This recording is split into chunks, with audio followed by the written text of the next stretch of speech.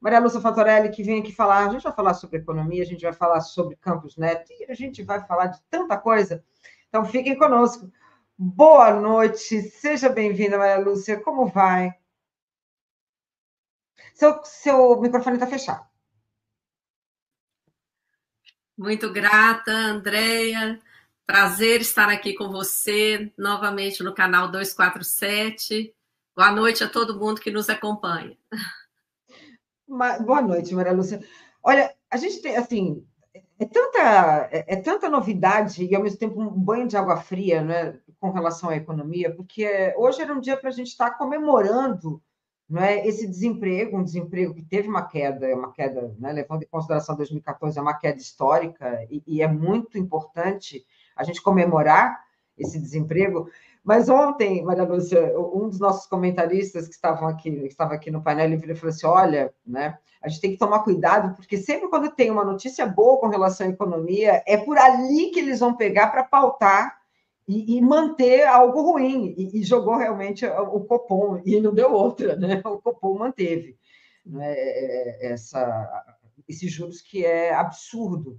Mas vamos falar um pouquinho sobre essa, né? Porque parece que, para além de ideológico, a gente está vivendo uma guerra de informação, e a economia é esse centro dessa guerra. A gente tem que comemorar esse desemprego em queda. Vamos começar por aí, porque o mercado financeiro vê desemprego como aliás, né, vê o pleno emprego como um problema. Mas pleno emprego num país que se quer desenvolver é fundamental, não é? Passo para você.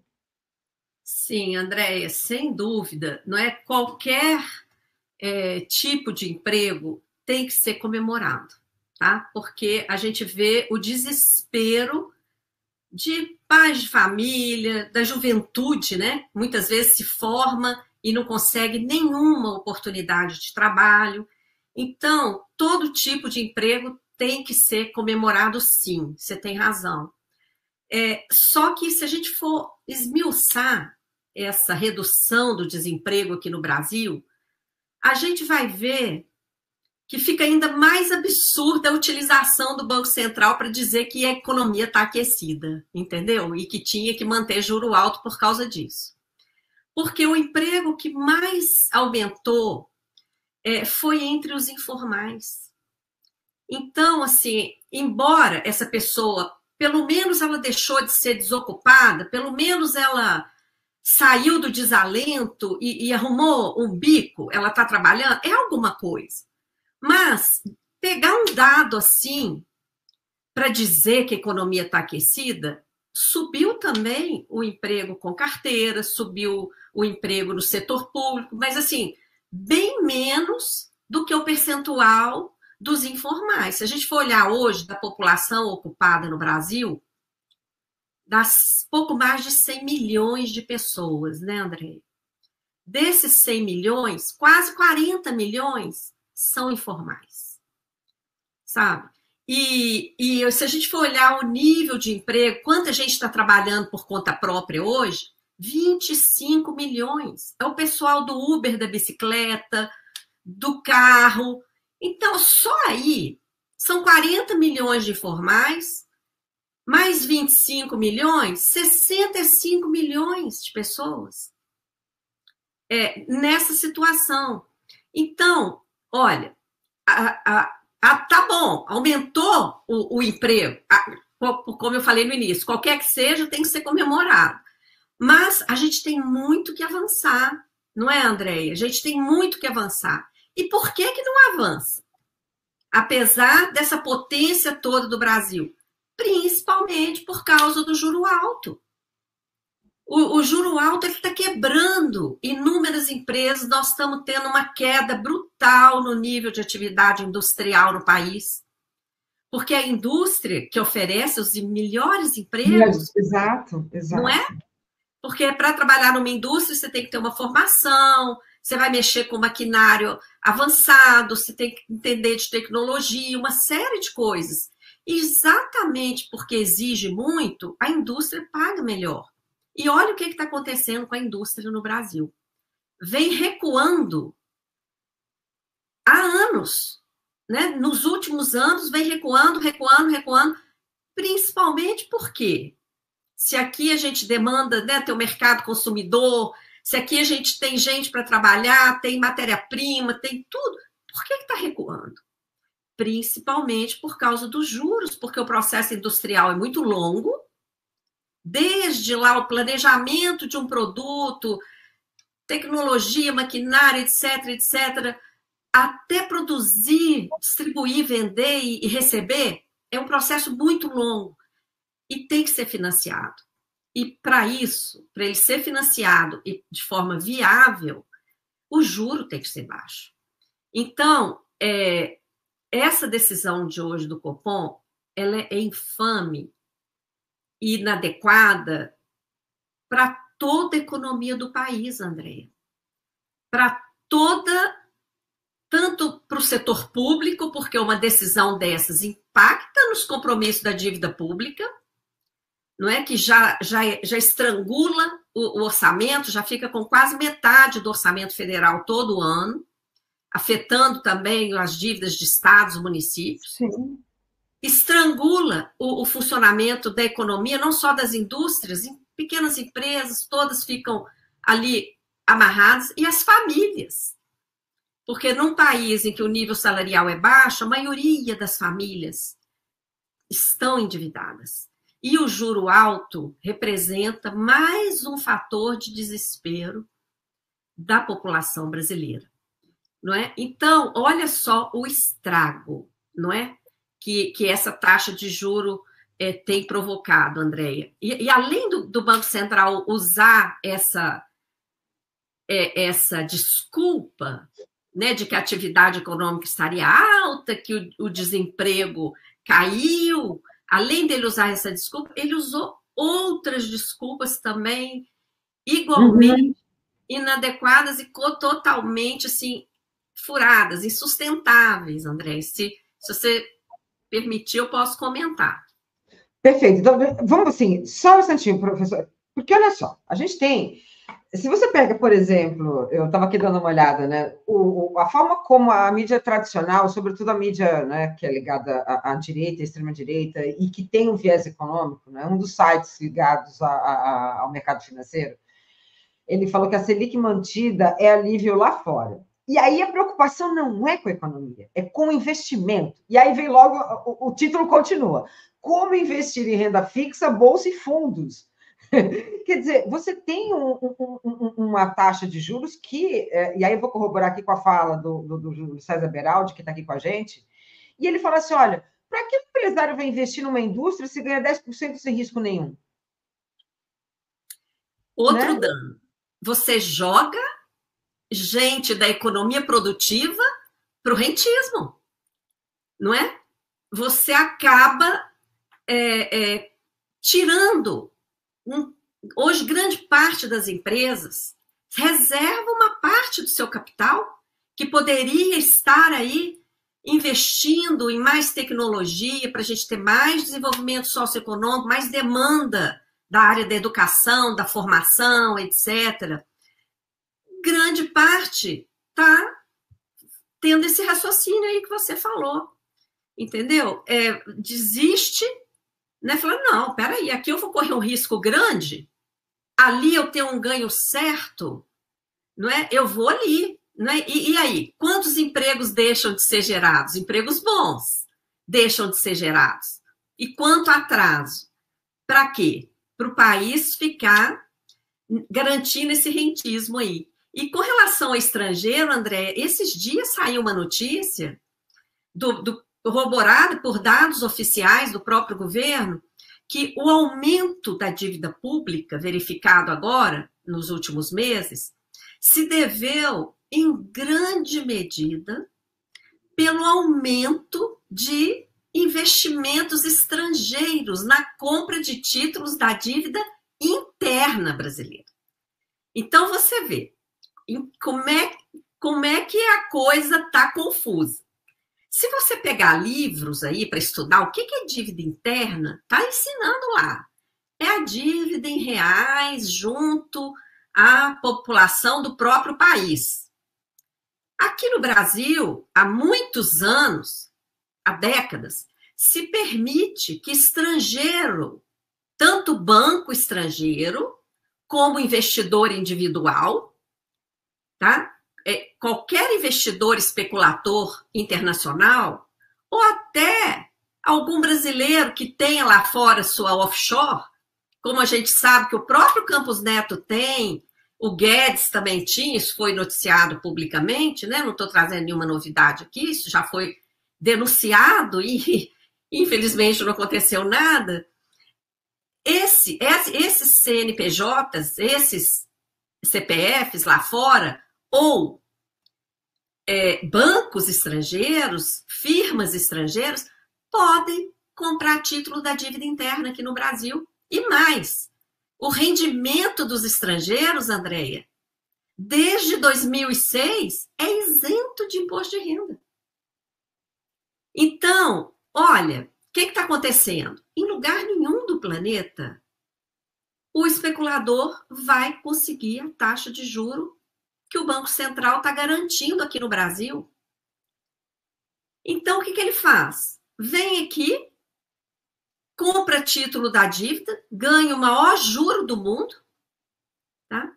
E os dólares que ele ainda entra aqui, que troca no Banco Central, ainda tem servido para garantir remessas de lucros para o exterior.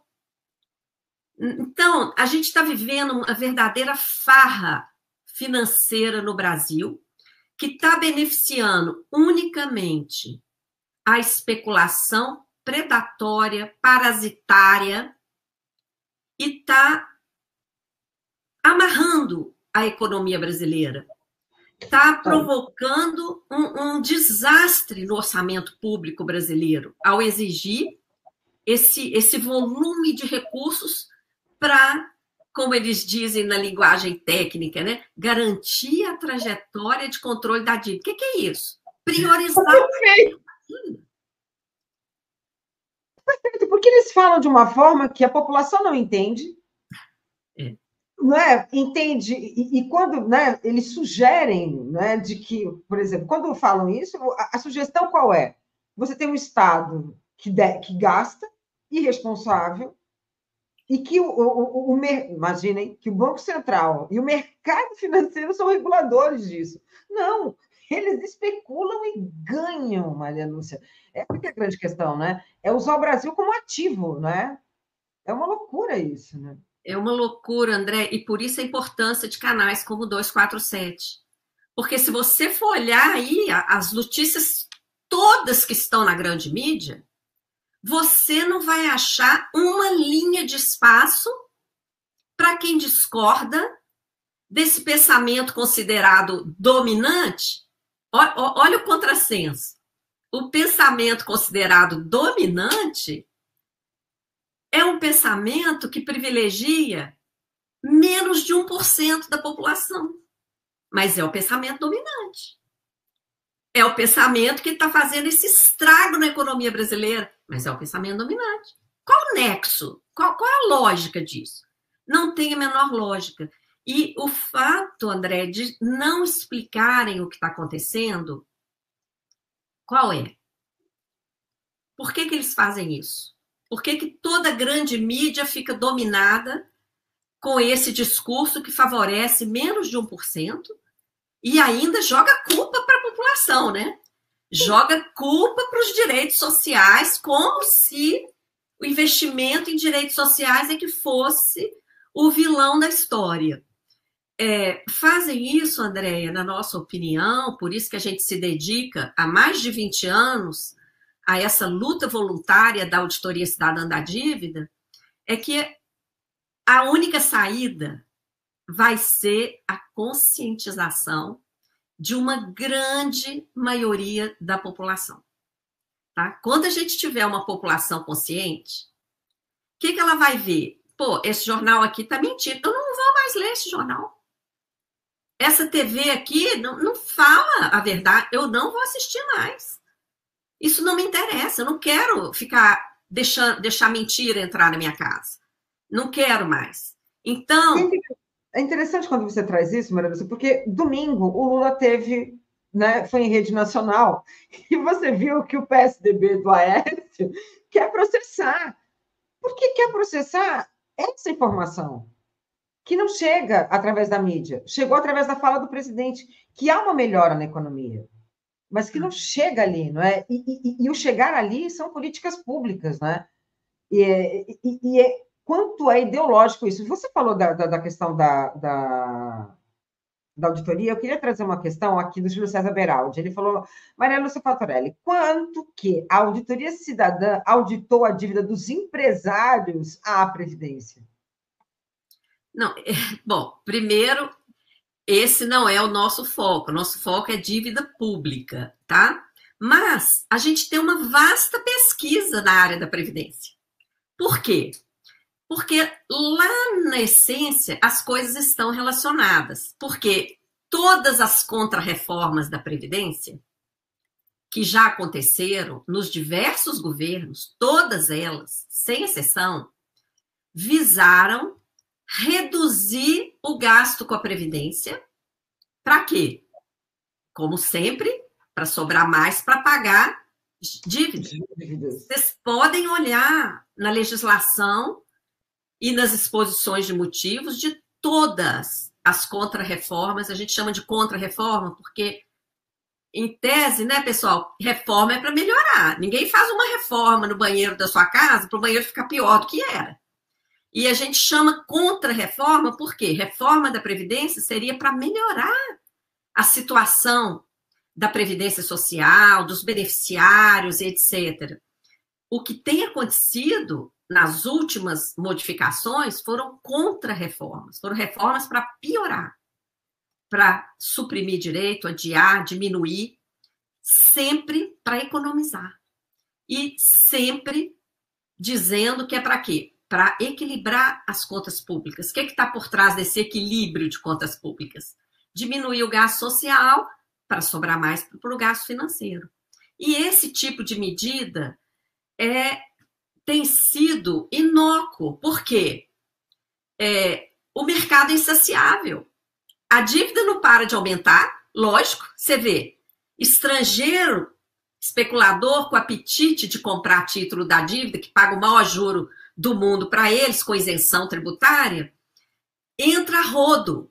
E o que o Tesouro Nacional fez? Emitiu título além da necessidade para atender essa demanda. E nós estamos aí com um excesso de título vendido.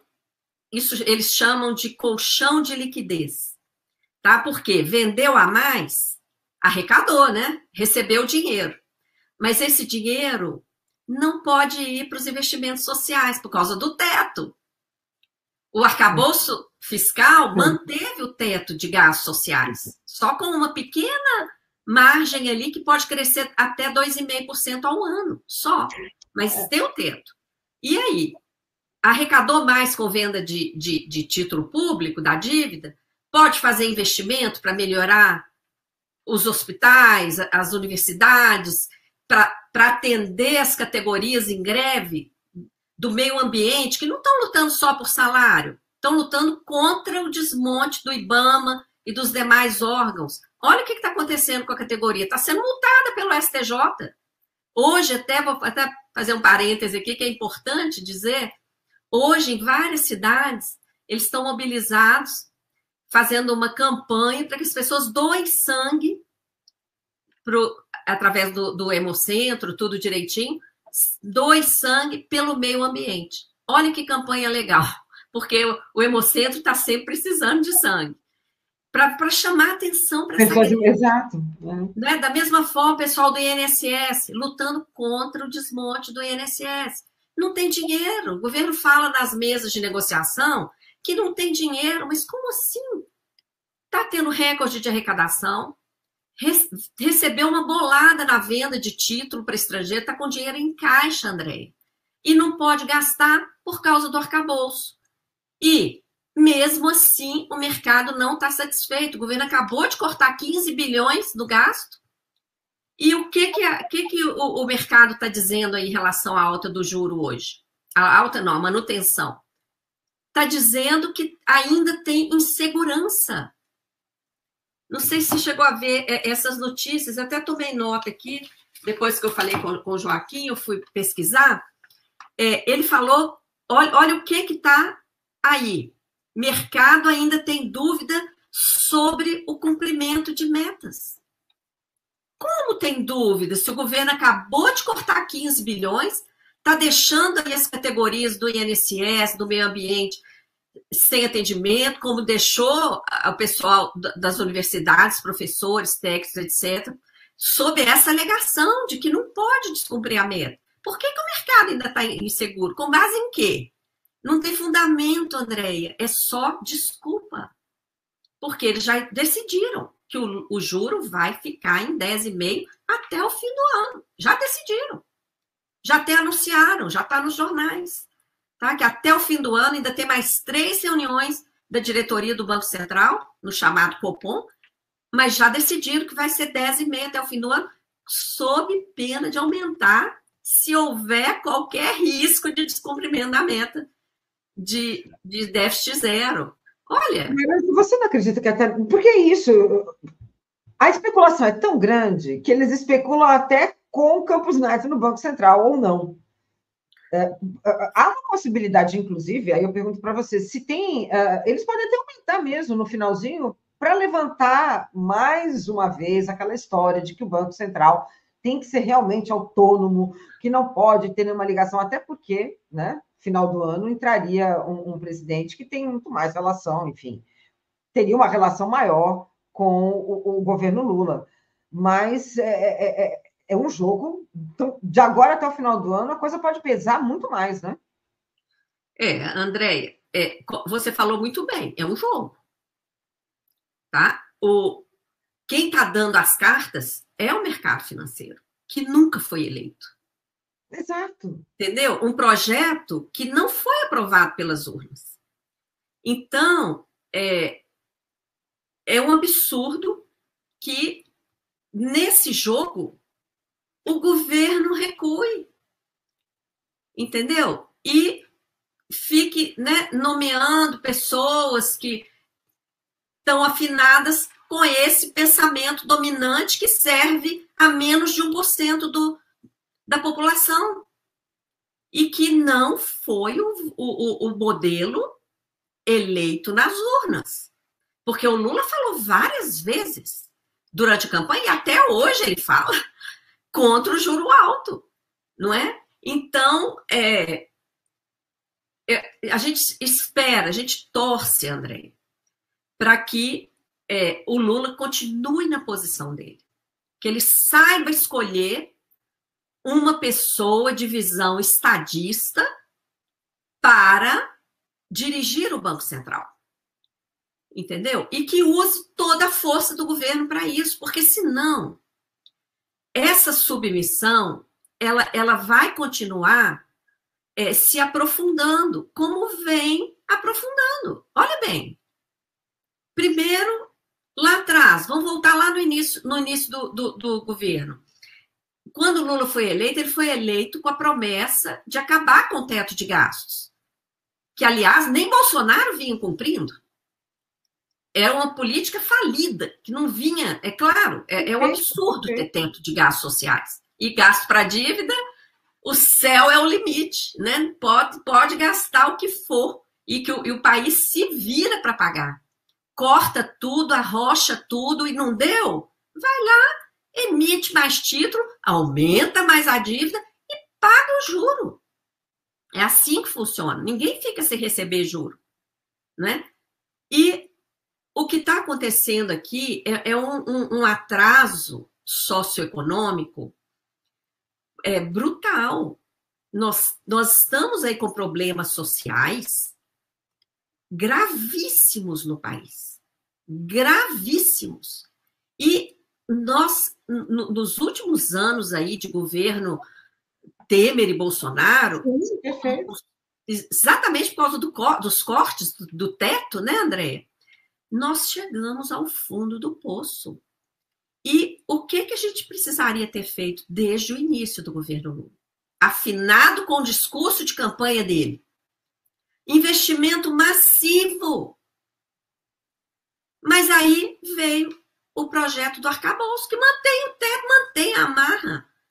entendeu? E está aí julgando o país nessa situação de inanição, André. Você Não, vê hoje. Não, e é interessante isso, porque a impressão que dá, mais uma vez, é de que nenhum país, né, no mundo lida com o teto de dívida. Né? Por exemplo, você não vê a imprensa tradicional falando do teto de dívida, só fala quando tem aquela votação próxima dos Estados Unidos, né? Vai ou não vai, vai ou não vai. Quando não, está tudo bem, como se não tivesse nada, nenhum tipo desse jogo, né, dentro da perspectiva de um Estado e ligando a economia ao desenvolvimento desse Estado. Mas a gente aqui, a gente ainda está pagando um preço muito alto. O golpe do Temer, né, o golpe contra a Dilma, que o Temer colocou em prática, toda a política neoliberal que veio a partir desse golpe, né, a forma como o Bolsonaro agiu, e com aquelas emendas secretas, não é, e como aquilo rolava, e o quanto eles ganharam, né, efetivamente, dentro do mercado financeiro, um espaço político, porque o mercado financeiro, para eles, estava ótimo. Né? Tem um Paulo Guedes ali, inclusive a própria mídia tradicional nunca fez uma crítica contundente à forma como o Bolsonaro fazia e fazia essa lógica de gastos. Porque, mais uma vez, eles eram favoráveis ao teto de gastos, né? Entre aspas, né? Pelo menos no discurso. Teto de gastos, né? Levantar essa questão de meritocracia e etc. e tal. Mas a gente tem na prática, hoje, e o pessoal do chat tinha perguntado aqui, porque tem uma questão também aí que é fundamental e as pessoas não falam. A gente ainda tem um colchão legal, né? Que é agora surgiu, perdi o termo, que é o que foi guardado nos últimos governos, né? Lula e Dilma. Esqueci esse termo. É o que está lá na conta única do Tesouro, as reservas internacionais. Exato. Quer dizer, tem grana ali, tem desenvolvimento, tem muito capital estrangeiro vindo para cá, ao contrário do que teve no governo Bolsonaro, mas a imprensa tradicional continua a pegar ali de que tem o Haddad, que é o Tachad, e isso não foi orgânico, né? Isso não foi uma fala orgânica, isso veio do mercado financeiro, né? Para trazer ali uma falsa impressão de que esse governo, além de gastar, taxa o povo. A gente sai dessa desinformação no que diz respeito à economia. Sabe por quê, Maria Lúcia? Infelizmente, com a morte da Maria da Conceição Tavares, eu sempre me lembro de uma fala dela que a economia tinha que voltar para humanas, né? E está muito longe de voltar para humanas, né? Com esses caras ali do mercado financeiro. Né? Sim, a economia se desvinculou até do seu nome, né? Virou. Se você for olhar a etimologia da palavra economia, não é? Ela é exatamente esse o bem-estar, está ligado ao bem-estar de todos, é a utilização dos recursos para o bem-estar de todos. E é nesse sentido a economia. Nós temos uma economia tão fracassada hoje, uma teoria econômica tão fracassada, neoliberal, que ela nem devia usar o nome de economia, porque ela faz outra coisa, entendeu? Isso não é economia.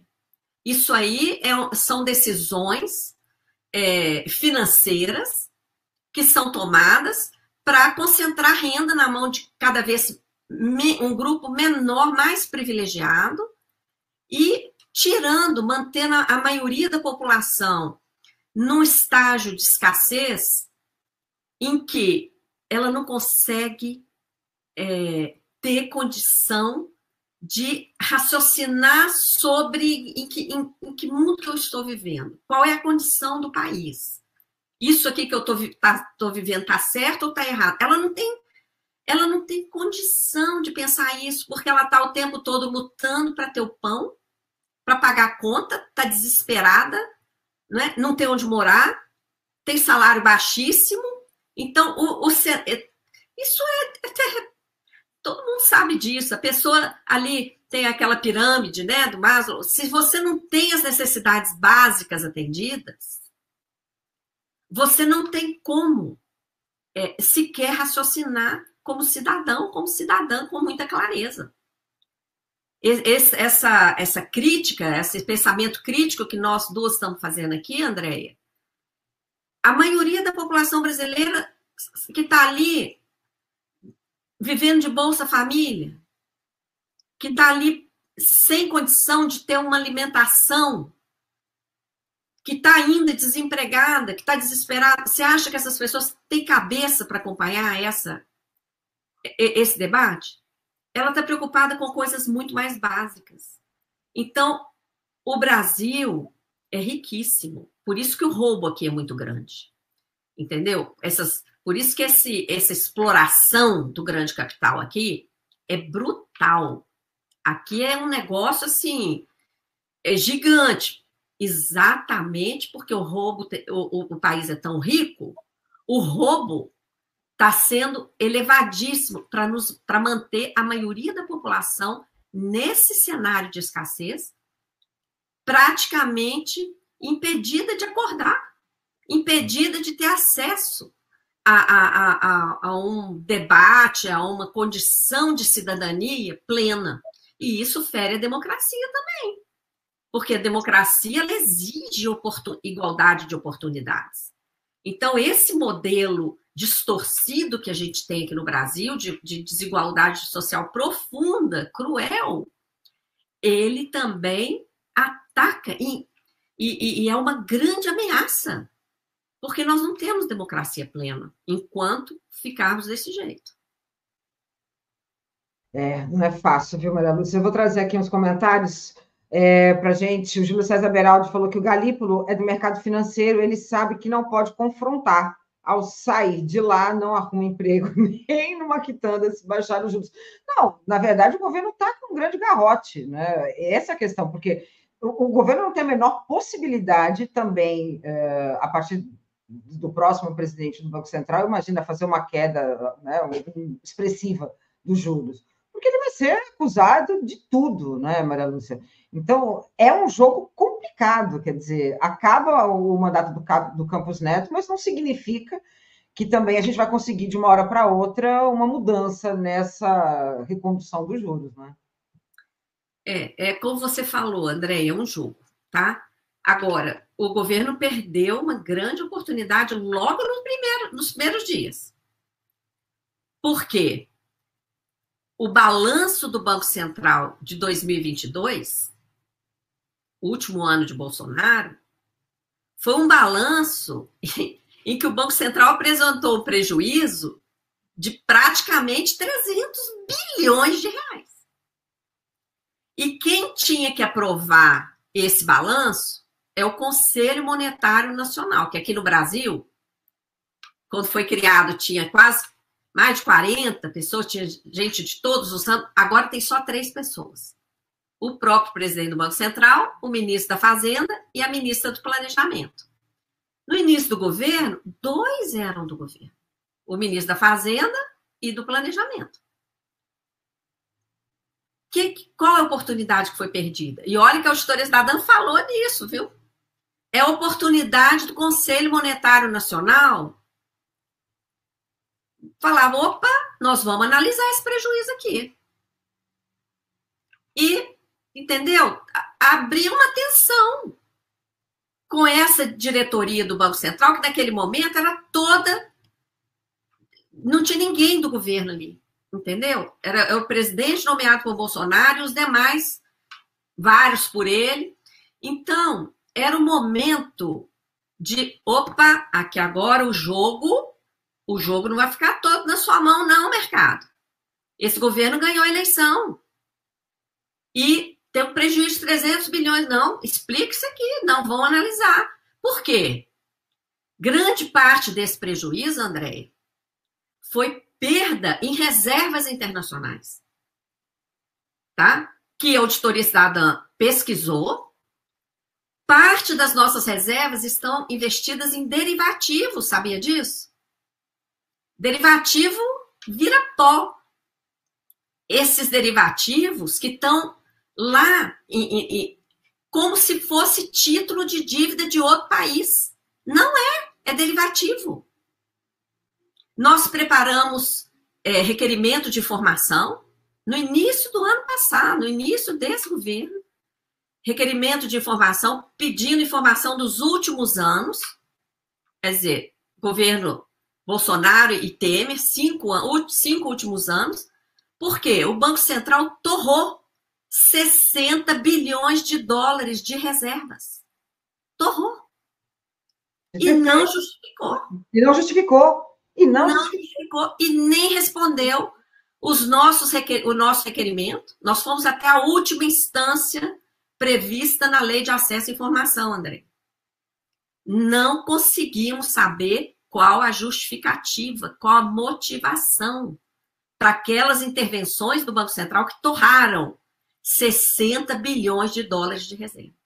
Então, motivo para o governo julgar esse jogo de outra forma não falta.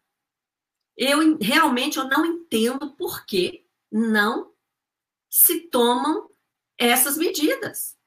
Entendeu? Por que não se enfrenta isso de outra forma? E vamos ficar, então, na mão do Banco Central, na mão dessas pessoas que, poxa, está com um cargo lá de diretoria, nomeado pelo atual governo, e pensando no próximo emprego? Peraí. Perfeito, perfeito. Não, e especulando, né, com isso, e ainda especulando com essa possibilidade, né? Porque, Mariana, isso é tão absurdo, o fato do presidente do Banco Central, Campos Neto, ir aceitar jantar do governo do estado de São Paulo, se encontrar com o Zema, que são figuras contrárias ao governo, mas que são favoráveis ao neoliberalismo, favoráveis ao mercado financeiro, deixa muito nítido qual é o interesse do Banco Central e qual é o interesse do mercado financeiro com relação ao Estado brasileiro também, né? E nesse sentido é péssimo, né? É sempre péssimo para o desenvolvimento do país, né? É isso, Andréia. Olha, a gente está num ponto assim que a gente vê a completa falta de fundamentação para as atitudes do Banco Central, a não ser servir aos interesses do mercado financeiro, tá? Porque durante anos, né, a desculpa para manter juro alto, desde lá o golpe contra a Dilma, né, quando o Banco Central naquela época também participou da preparação do golpe, criando a crise, elevou a taxa para 14,25, falando que não, a inflação está alta, Mas espera aí, a inflação lá atrás estava alta na época dela por causa da energia elétrica. Subjuro ia fazer baixar a conta de luz de alguém? Igual agora. Falaram, não, a inflação já está mostrando sinais de alta, sendo que a inflação tem estado dentro da meta há muito tempo, tá? Sim. Pois é. E é interessante porque o Lula fala sobre isso, o governo fala, né? Mas, mais uma vez, é o jogo da desinformação que chega lá na ponta para o povo, que já não entende o economês, né, Maria Lúcia? Também tem esse papel que é fundamental, né? Na condução dessa política absurda, que é teto de gastos, que é... Você vê, por exemplo, eu dava aula e em determinado momento, um dia dando aula, falei para os meus alunos que a privatização era ruim. E aí o aluno falou, não, tem que privatizar tudo. Eu falei, mas isso é uma pessoa adulta. Eu falei, mas você é favorável à privatização da telefonia? Você é satisfeito com o serviço da telefonia como um todo? Aí foi a primeira vez que ele entendeu que o retorno é péssimo, né?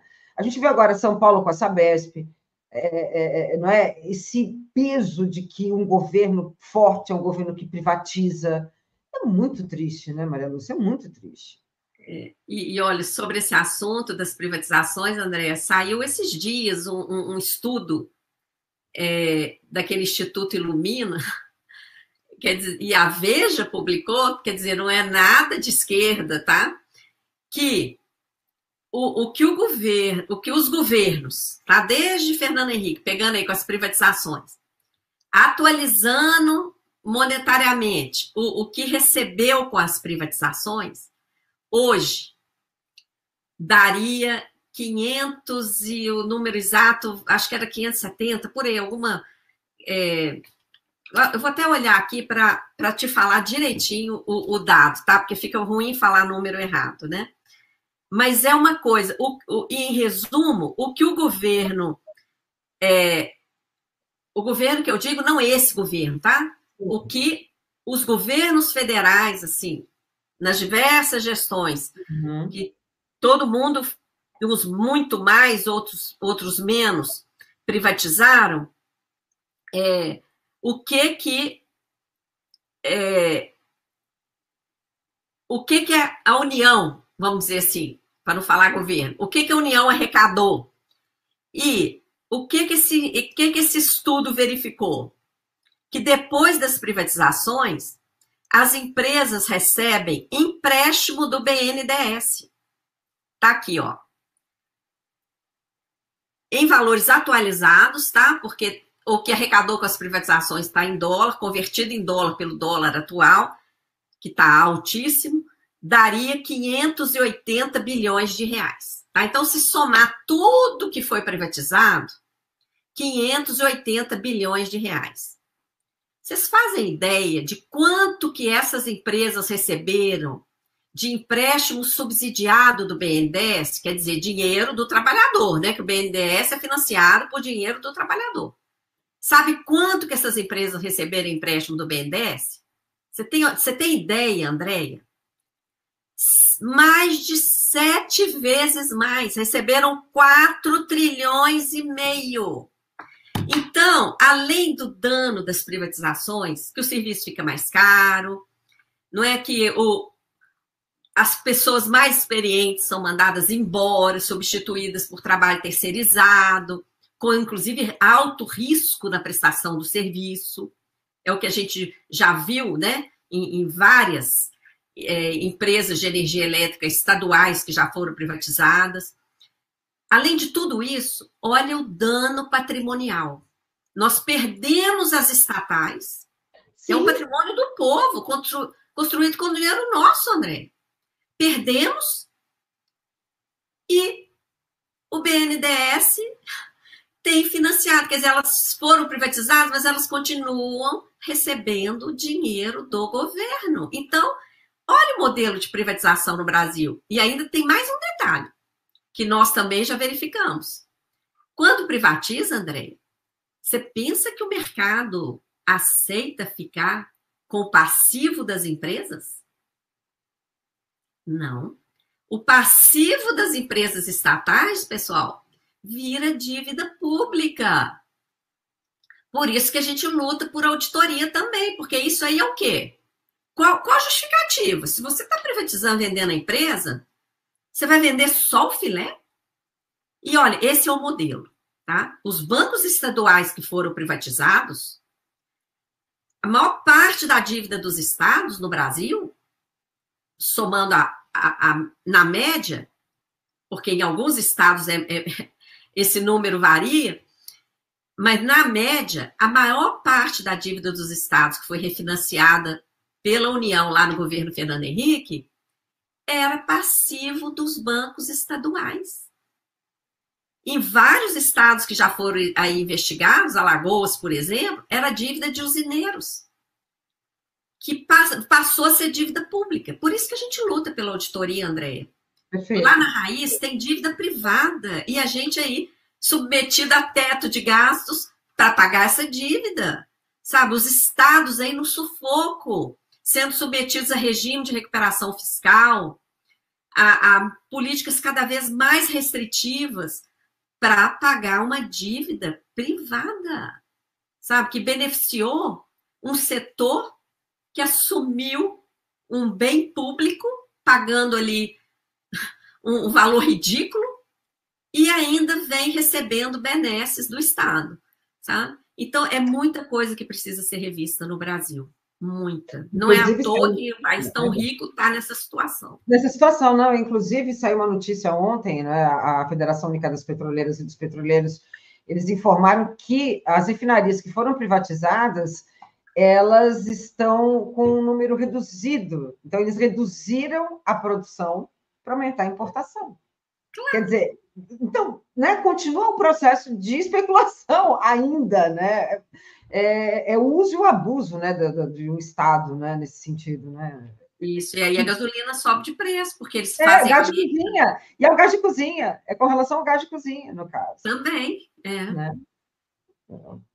Muito bem. Eu vou trazer aqui agora o nosso pessoal, a gente está indo para o final, então eu vou trazer o nosso público para participar também.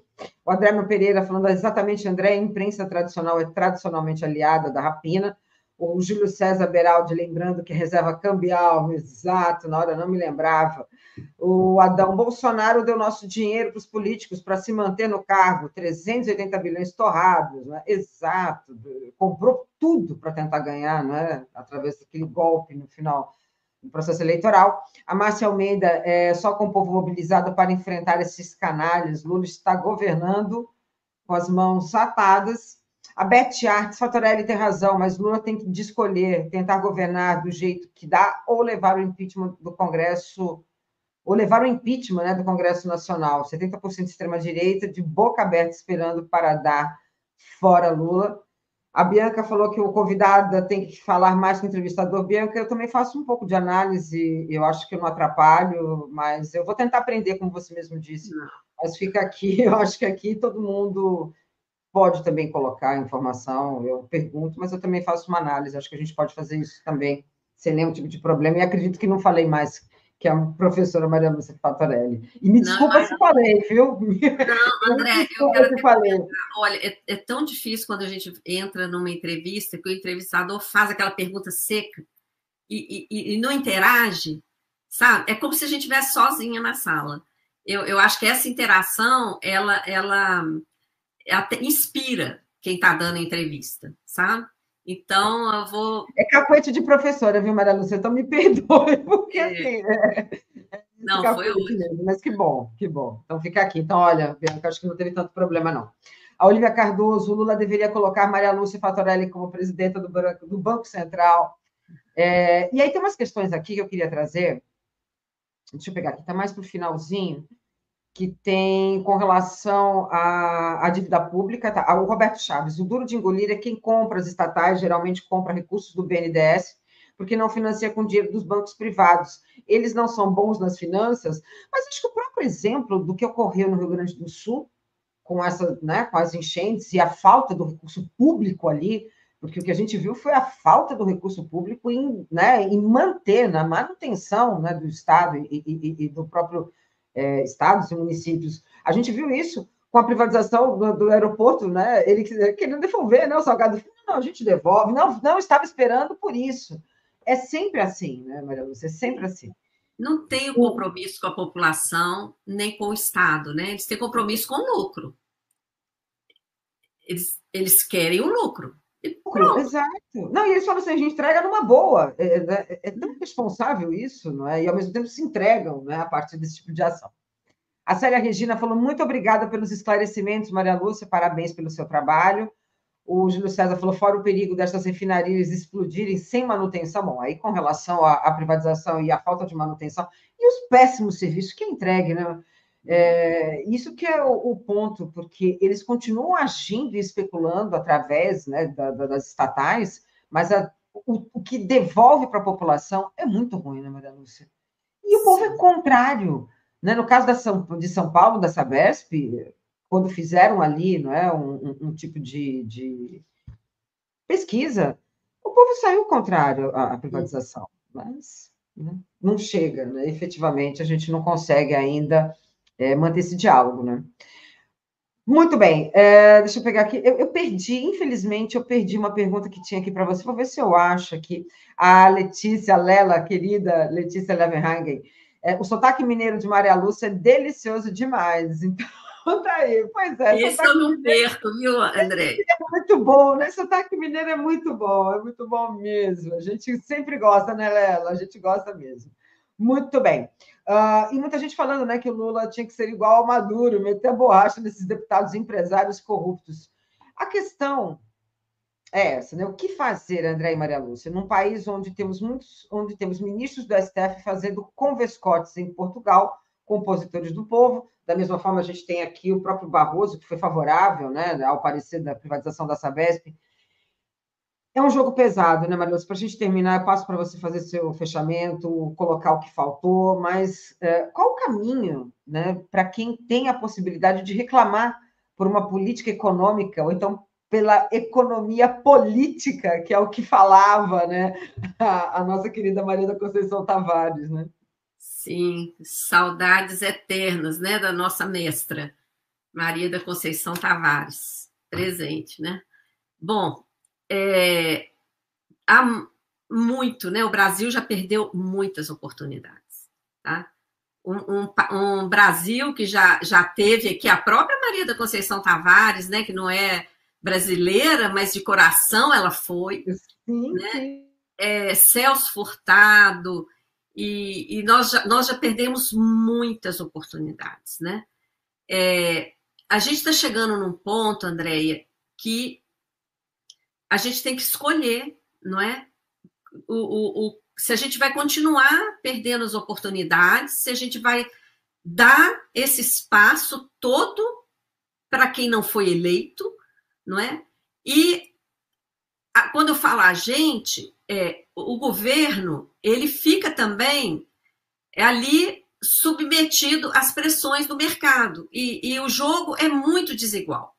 Porque esse mercado, gente, quem é o mercado? Né? Os agentes que defendem os interesses dos grandes bancos, das grandes instituições financeiras e que comandam a grande mídia. Então, a grande mídia só dá espaço para essas pessoas. Então, se a população não acordar, se a população não participar das campanhas, por exemplo, nós estamos falando aqui o tempo todo dos juros.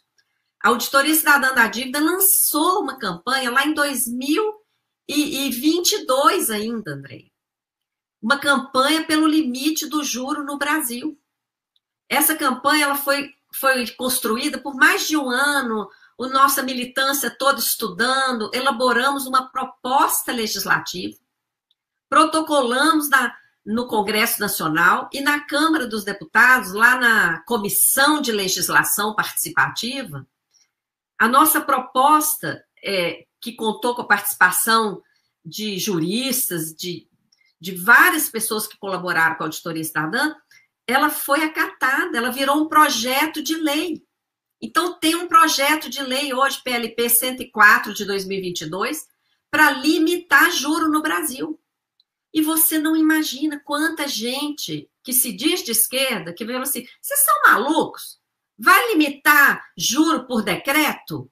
Por lei? Peraí, limite de juro existe em quase 80 países. Essa informação está no site do Banco Central. Na Espanha, na França, em Portugal, nos Estados Unidos, quem pratica juro acima do limite legal, isso é usura, é crime. Porque isso aí detona com a economia. E aqui no Brasil? Como é que está esse projeto de lei? Ele não anda, Andréia. Não anda porque nem a oposição está se dispondo, né? A oposição lá, quando ele foi criado, ainda conseguíamos ter relator. Agora, no governo Lula, nem a base do governo está empurrando esse projeto, que seria um contraponto importante. Então, tá, Congresso, vamos dar a cara. Ser a favor de juro alto, que está aí penalizando as famílias? Uhum. A gente está em ano eleitoral, vamos divulgar isso. É então, a vantagem mesmo, né? Não é? Então, a grande mídia tem a sua força, mas está perdendo. Está perdendo, já não é mais tanto como era, por conta do crescimento dos canais alternativos e por conta também da conscientização que já existe em grande parte da população. Isso cresce dia a dia, a gente testemunha isso no âmbito da Auditoria Cidadã. Então, para falar assim, do que faltou, eu acho que uma parte da luta está na mão da sociedade, das pessoas que estão aqui agora nos assistindo. Sabe? De apoiar mais as lutas sociais, de compreender mais, de debater mais, não é? Em família, sair dessa dicotomia Lula-Bolsonaro. É importante isso, mas não pode ser só isso. Tem que discutir a essência mesmo e acompanhar a auditoria cidadã da dívida, que a gente faz um trabalho realmente que demanda muita pesquisa, muita dedicação, e a gente trabalha para a sociedade, né? Para acordar as pessoas, como muita gente já tem acordado, entra em contato com a gente, agradece e fala que passou a ver o mundo de outra forma depois que entendeu realmente como é que está funcionando essa parte das finanças no Brasil. Né? A gente vai continuar, Andréia. Da mesma forma que o 247 também, vida longa, porque é um trabalho diário, não é? Mas as sementes que a gente está plantando vão brotar, entendeu? Já estão brotando. E quando der fruto, aí esse jogo vira. Muito bem. Maria Lúcia, eu agradeço demais a sua presença. O pessoal falou que foi massa a entrevista, então muito obrigada também às pessoas que ficaram aqui com a gente até agora. O André, lembrando que existia o crime de usura, até o governo FHC que mudou a lei para agradar os rentistas. Pois é. Não, mas essa lei ainda está em vigor, viu? É vigor, né? É uma lei lá da década de 30, nesse projeto de lei que a gente criou, inclusive, a gente cita e atualiza algumas coisas dela, mas ela está em vigor. É porque, infelizmente, como você falou, o Supremo não está do jeito que está, né? E não segue. Mas muita coisa já poderia estar mais ordenada aqui, porque está em vigor essa lei lá de 1931, se eu não me engano. Perfeito. Muito bem, agradecendo aqui aos superchats da Cris Maia, agradecendo o Ricardo Garcês. A Cris Maia falou que não, da Cris Maia eu li para o Alex. O Ricardo Garcês falando do Mengão 2, Palmeiras 0. Esse recado é para mim, viu, Maria Lúcia? Eu sou palmeirense. Ele falou: segue o líder, saudações. Obrigada, Ricardo.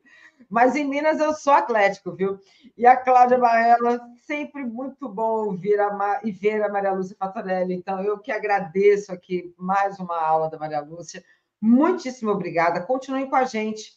Agora, às 22 horas, Ricardo Negoton, programa 22 horas. Então, Maria Lúcia, até a próxima. Fica aqui um convite para o seu retorno. E seja bem-vinda. E, pergunta importante: qual o site da Auditoria Cidadã? auditoriacidadã.org.br.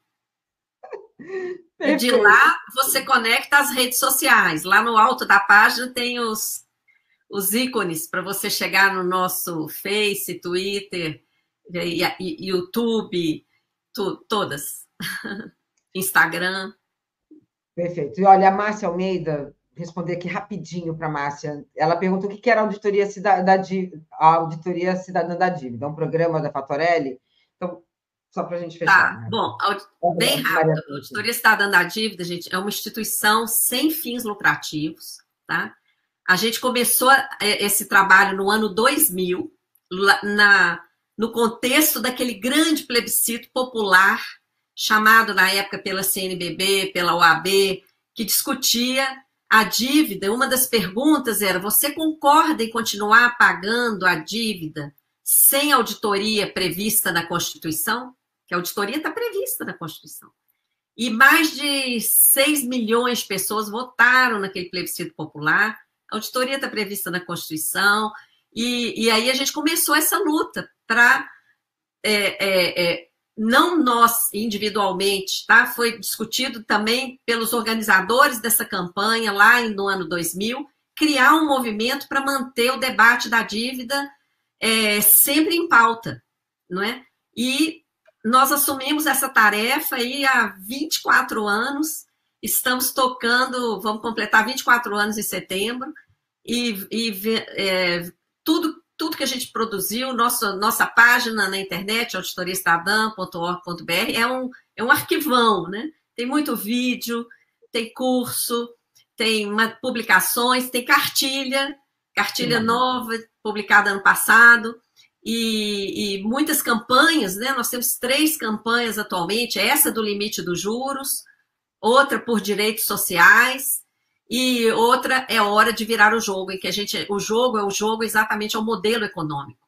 É hora de virar o jogo, é hora de mudar o modelo econômico para um modelo econômico mais justo, né, que garanta... Mais justo, né? A gente não quer, a gente só quer uma coisa um pouco mais justa, enfim, menos desigual. Maria Lúcia, muitíssimo obrigada. Vocês, 22 horas, e depois acessem o site do Brasil247.com. Eu volto amanhã às 17h50. Beijo para todo mundo e até logo. Tchau, tchau. Gratidão.